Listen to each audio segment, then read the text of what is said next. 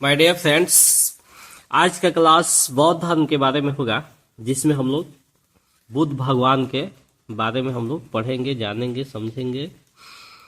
चूँकि बौद्ध धर्म से एग्जाम के पॉइंट ऑफ व्यू से बहुत सारे क्वेश्चंस आते हैं, तो हम लोग इसको एक छोटे से वीडियो में समझते हैं और इसको बार बार हम लोग देखेंगे तो हमारे माइंड में रिमेंबर हो जाएगा। तो इसको पॉइंट ऑफ व्यू से फर्स्ट पॉइंट है, इसको देखते हैं। बौद्ध धर्म के संस्थापक गौतम बुद्ध का जन्म 563 ईस्वी पूर्व में कपिल वस्तु के निकट लुम्बिनी नामक स्थान में हुआ था। लुम्बिनी एक वन है जो नेपाल में पड़ता है।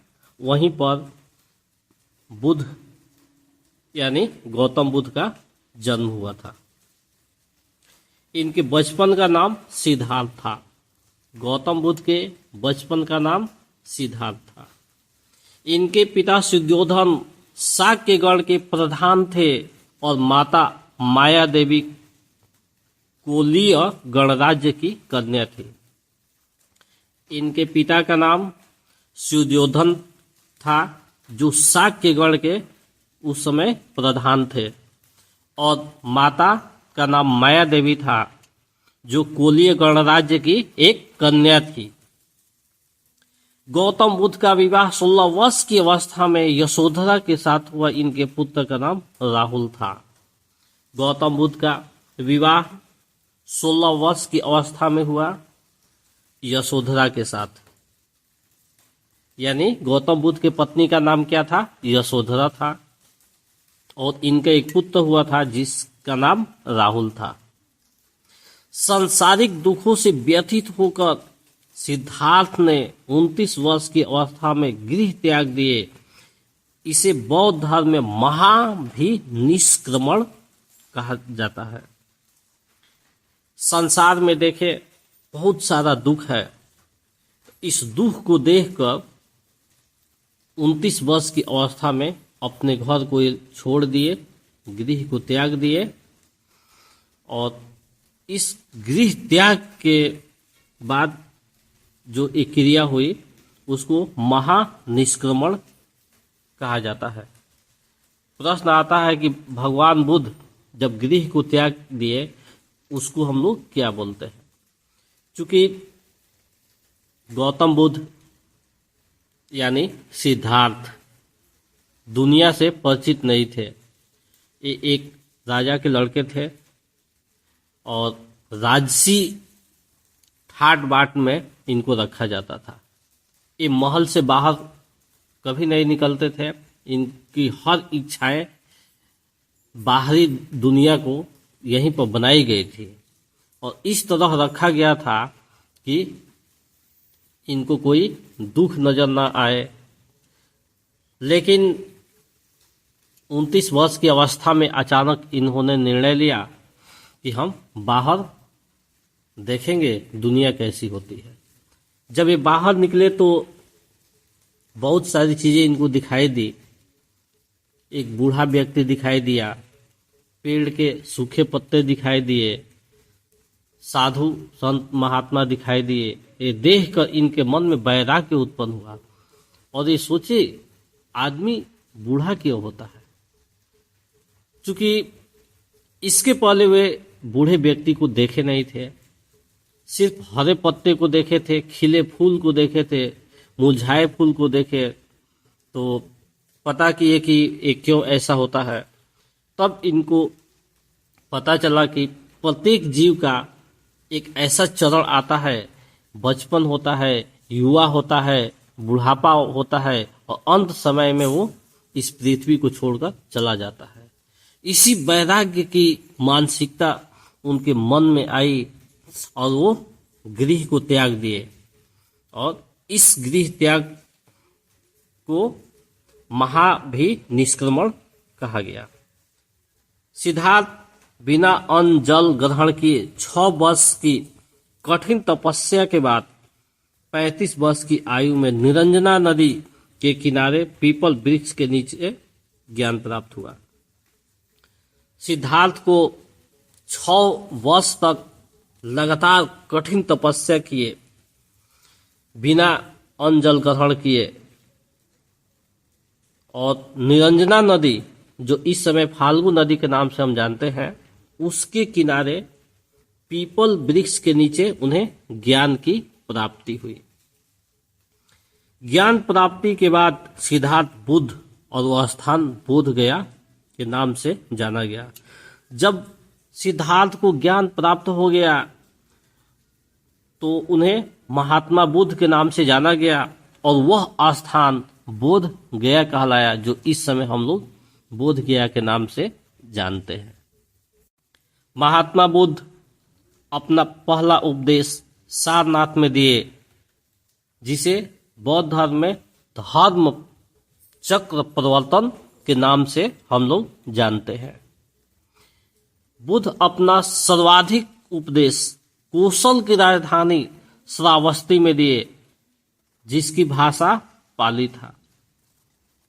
तात्पर्य, बुद्ध ने सबसे ज्यादा ज्ञान, सबसे ज्यादा उपदेश श्रावस्ती में दिए, जो श्रावस्ती उस समय कौशल देश की राजधानी थी, और इनकी जो शैली थी वो पाली भाषा थी।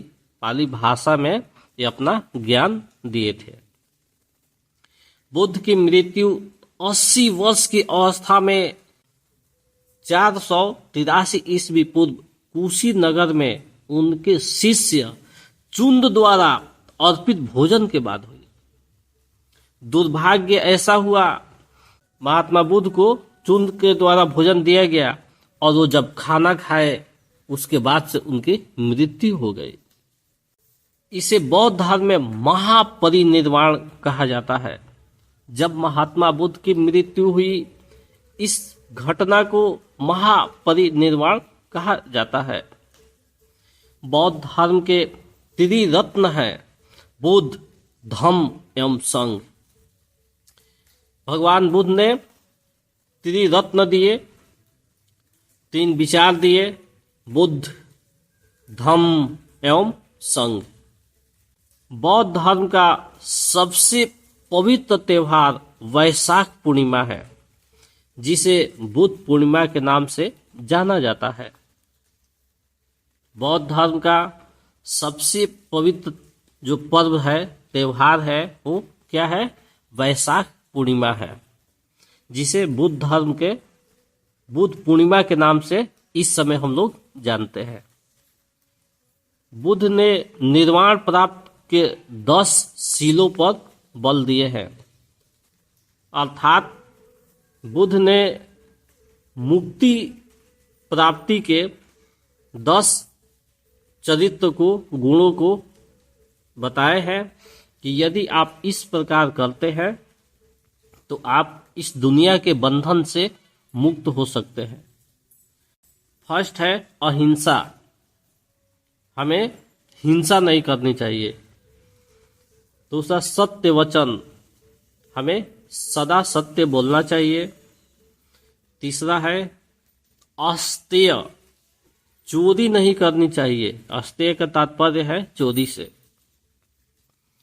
चौथा है अपरिग्रह, हमें संपत्ति को इकट्ठा नहीं करनी चाहिए, यानी किसी तरह की संपत्ति हो उसे इकट्ठा नहीं करना चाहिए। हमको अपना जीवन यापन हम कर रहे हैं, बस उतना ही हमें चाहिए, उतना ही अर्जित करना चाहिए कि हमारा जीवन यापन 2 वक्त का, 2 समय का भोजन चल सके। पांचवा है ब्रह्मचर्य, अर्थात हमें ब्रह्मचर्य का पालन करना चाहिए। 6 नंबर नृत्य व संगीत का त्याग, हमें नृत्य और संगीत का त्याग करना चाहिए।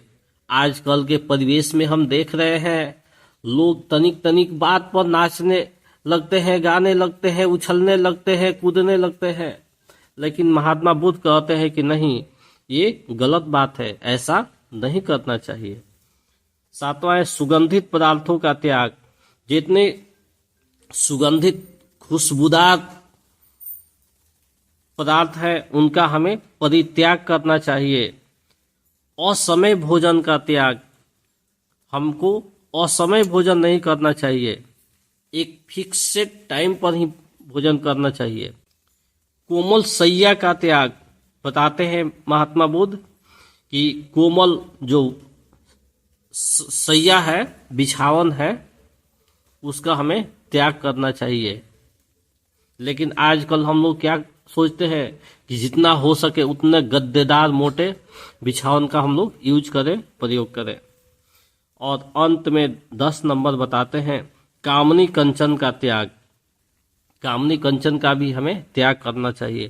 तात्पर्य, जो स्त्री पुरुष का आकर्षण होता है, इस स्थिति को भी हमें त्याग करना चाहिए, तभी हम मुक्ति को पा सकते हैं। तो इस प्रकार से महात्मा बुद्ध के बारे में एक छोटे से वीडियो में हम लोग सीखे, जो विभिन्न प्रकार के एग्जाम पॉइंट ऑफ व्यू है के परिदृश्य से बनाया गया है।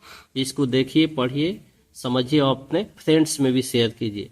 इसके साथ ही आज का क्लास ओवर होता है। हम लोग मिलते हैं नेक्स्ट क्लास में एक न्यू डेज में। तब तक के लिए दैट्स ऑल।